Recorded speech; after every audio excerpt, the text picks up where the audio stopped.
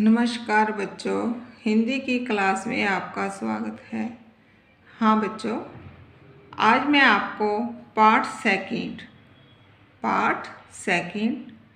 सोने की सुराही माई ऑब्जर्वेशन बुक में से करवा रही हूँ। कौन सी बुक है? My observation. रीडिंग मैंने आपको कल की वीडियो में भेजी थी, बुक की स्टोरी की रीडिंग करवाई थी। ठीक है, अच्छी तरह समझ में आ गया होगा आपको, लेसन शब्द अर्थ भी आ गए होंगे इसके समझ में। तो चलो अब अपने काम करते हैं माई ऑब्जर्वेशन बुक में। तो इसका सबसे पहला प्रश्न क्या है?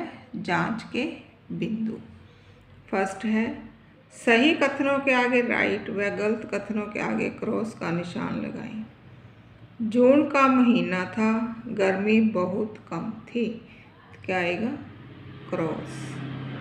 राजा की दृष्टि दरबार में बैठे दरबारियों पर गई। गलत। क्या आएगा? गलत।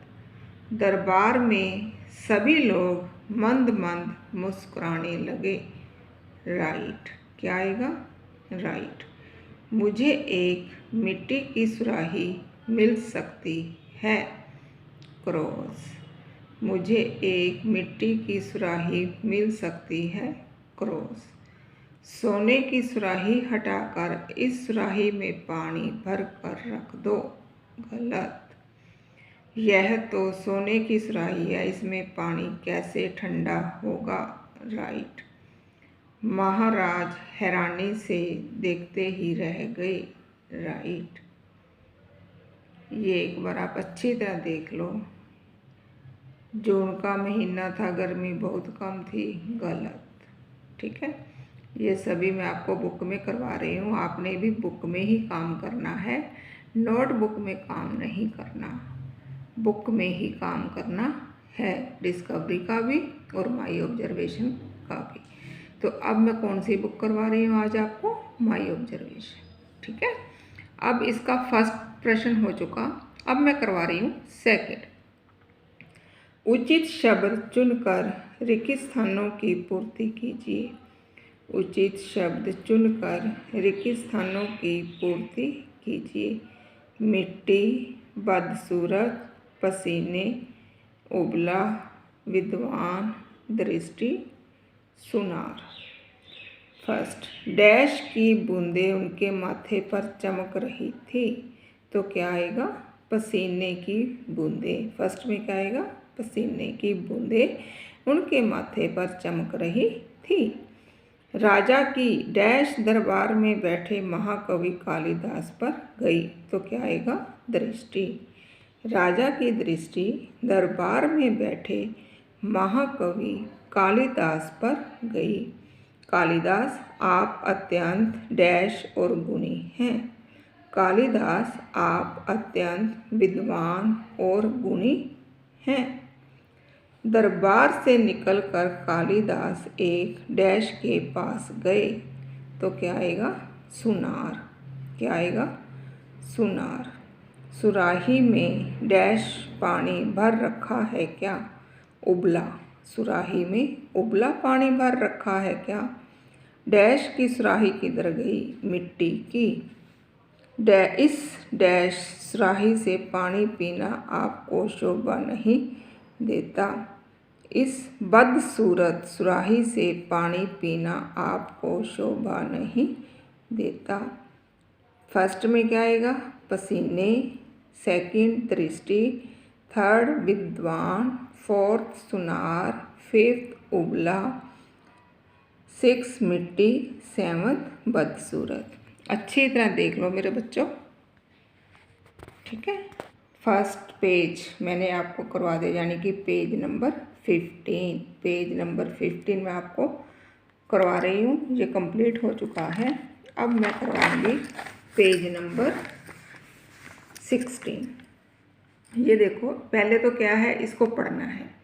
निम्नलिखित पाठ्यांश को पढ़कर पूछे गए प्रश्नों के उत्तर दीजिए। पहले तो इसको पढ़ते हैं, चलो शुरू करते हैं। जैसे पंक्तियों में से प्रश्न उत्तर करते थे, वैसे ही ये पाठ्यांश है जिसको आप पैसेज बोलते हो, पैसेज में से क्वेश्चन आंसर ढूंढते हो ना, वैसे ही ये एक तरह का वो ये पैसेज ही है, उसी में से आपको क्वेश्चन आंसर ढूंढने हैं। सेवक, महाराज पानी आज इस सुराही में रखा था। राजा, यह तो सोने की सुराही है, इसमें पानी कैसे ठंडा होगा। मिट्टी की सुराही किधर गई। इस सोने की सुराही में पानी भरने का सुझाव किस मूर्ख ने दिया। कालिदास, वह मूर्ख मैं हूँ महाराज। ये कौन बोला। कालिदास। क्या बोला। वह मूर्ख मैं हूँ महाराज। महाराज हक्के बक्के देखते ही रह गए, यानी कि हैरानी से। राजा, कविराज आप। कविराज क्यों बोला, क्योंकि वो कवि थे। कालिदास, जी हाँ महाराज, मैंने सोचा आप सुंदरता के पुजारी हैं, इस बदसूरत सुराही से पानी पीना आपको शोभा नहीं देता, इसलिए इसकी जगह मैंने सोने की सुराही में पानी भरवाया। क्या आपको इस सुंदर सुराही में पानी पीना अच्छा नहीं लगा। राजा महाकवि का व्यंग समझ गए। प्रश्न क्या है। पानी ठंडा क्यों नहीं था। पानी ठंडा क्यों नहीं था, क्योंकि पानी सोने की सुराही में रखा हुआ था। क्योंकि पानी, आंसर क्या है, क्योंकि पानी सोने की सुराही में रखा हुआ था। ऊपर कहा था ना, यह तो सोने की सुराही में पानी कैसे ठंडा होगा। मिट्टी की सुराही किधर गई। इस सोने की सुराही में पानी भरने का सुझाव किस मूर्ख ने दिया। ये है, क्योंकि पानी ठंडा क्यों नहीं था, क्योंकि पानी सोने की सुराही में रखा हुआ था। सोने की सुराही में पानी भरने का सुझाव किसने दिया और क्यों। सोने की सुराही में पानी भरने का सुझाव कालिदास ने दिया था, क्योंकि राजा सुंदरता का पुजारी था। कालिदास राजा को बाहरी और आंतरिक सुंदरता का भेद समझाना चाहते थे।